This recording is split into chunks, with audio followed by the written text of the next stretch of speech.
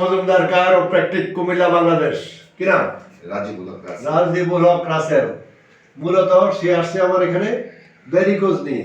Varicose হলো রক্তের মধ্যে জমাট বাঁধা, রক ভিতরে চর্বি শুনমা জমাট বাঁধে গেছে, এই রোগটার নাম হচ্ছে ভেরিকোজ। এর চিকিৎসা দুই প্রকার, একটা হলো অপারেশন করে নার্ভগুনা কেটে ফেলে দিবেন, আর একটা হলো এই নার্ভগুনাকে নিয়ে আপনি সারা জীবন চলাচল করবেন। তো এই নার্ভগুনা নিয়ে সারা জীবন চলাচল করার জন্য করতে হইলে আপনাকে কারো অ্যাডজাস্টমেন্ট, কারো বডি ম্যানেজমেন্টে আসতে হবে।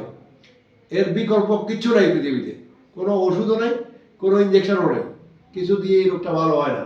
এখন আমরা যে আজকে প্রথম দিন তার চিকিৎসা দিয়েছি, প্রথম সেশন, তার কোমরে এই হিপ জয়েন্ট এবং পায়ে কাজ করছি, করার পরে এখন তোমার পাটা কতটা ভালো লাগতেছে? ভালো, আগের থেকে অনেক ভালো, বেটার পরিমাণ 100 মোটামুটি ভালো, প্রায় মেবি 70% 70 না হইলে তো হবে না, 60-70 মেবি।